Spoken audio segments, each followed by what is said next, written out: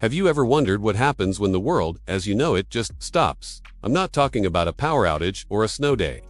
I am talking about a catastrophe so immense it wipes out half the population and completely rewrites the rules of society. Today, we're journeying back to the 14th century to uncover the real story of the Black Death. And trust me, it's not just about the death toll. It's about the birth of a new world. So, where did this nightmare begin? Most historians trace it back to the arid plains of Central Asia in the 1330s. The culprit, a tiny bacterium called Yersinia pestis living on fleas that hitched a ride on black rats. These rats were the frequent, uninvited passengers on the merchant ships and caravans, crisscrossing the globe along the Silk Road. Think of it as the original, horrifying frequent flyer program. By 1346, the plague had reached the Black Sea port of Kaffa. The story goes that Mongol warriors, who were besieging the city, catapulted infected corpses over the city walls. This was one of the earliest, and most gruesome, instances of biological warfare. From Kaffa, it was just a short boat ride to Europe. Genoese trading ships, unknowingly carrying the plague, docked in Sicily in October 1347.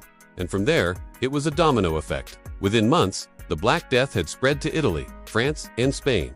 By 1348, it was in England. By 1349, Germany and Scandinavia. It moved with terrifying speed, traveling along trade routes, rivers, and pilgrimage trails. No one was safe. It didn't matter if you were a king in a castle or a peasant in a hut. The plague was the great equalizer. The symptoms were a stuff of nightmares. First, a fever, chills, and fatigue. Then, the appearance of buboes, swollen, painful lymph nodes in the groin, armpits, or neck, which could grow to the size of an apple and would often turn black, giving the disease its name, the Black Death. For most, death was swift and agonizing, often coming within a week. Contemporary accounts describe a society in total collapse. Doctors refused to see patients, priests wouldn't perform last rites, and family members abandoned their sick loved ones.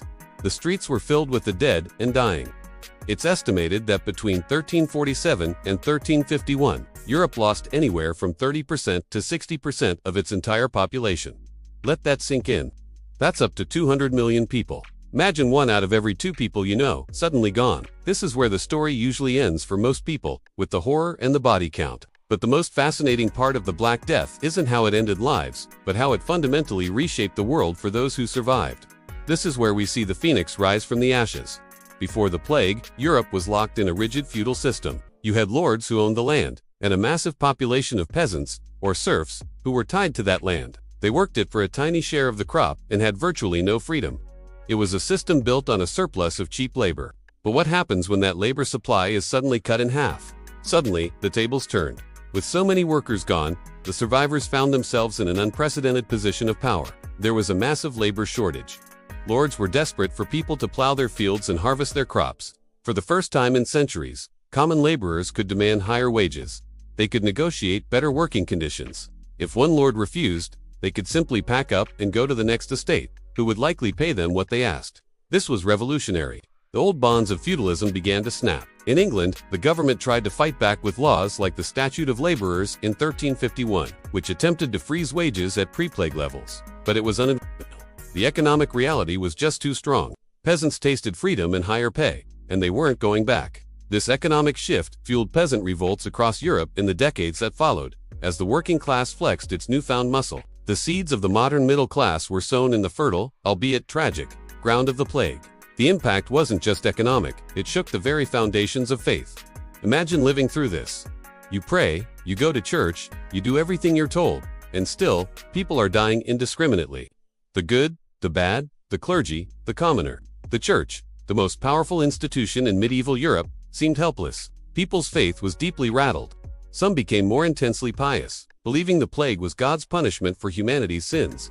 This led to the rise of flagellant movements, groups of people who would walk from town to town, whipping themselves in public displays of penance. Others, however, grew cynical. They saw priests and bishops dying just like everyone else. They questioned the church's authority and its promises of divine protection. This growing skepticism and desire for a more personal, direct relationship with God helped pave the way for the massive religious upheaval that was to come. The Protestant Reformation. A century later, the plague didn't cause the Reformation, but it certainly loosened the stones in the foundation of the Catholic Church's absolute authority. And what about art and culture? Before the plague, medieval art was often serene, idealized, and focused on divine glory. After the plague, it got dark, really dark. A new theme emerged, known as the danse macabre, or the dance of death. Paintings and woodcuts began to depict skeletons dancing with people from all walks of life: popes, kings, merchants, and peasants. The message was chillingly clear. Death comes for everyone. Art became more morbid, more realistic, and more obsessed with the fragility of human life. It was a reflection of a society grappling with mass trauma on a scale we can barely comprehend. The Black Death was an unimaginable tragedy, but it was also a powerful, brutal catalyst for change. It shattered a stagnant social order, empowered the common person, challenged a monolithic church, and changed the way people saw their world and their place in it. By creating a labor shortage, it inadvertently kick-started economic and social mobility. By shaking faith, it opened the door for new ways of thinking. The world that emerged from the shadow of the plague was, in many ways, the beginning of the modern world. It's a powerful, sobering reminder that sometimes, the most profound transformations arise from the deepest crises.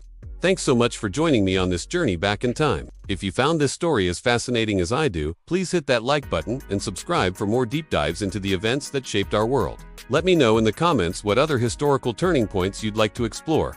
Until next time, stay curious.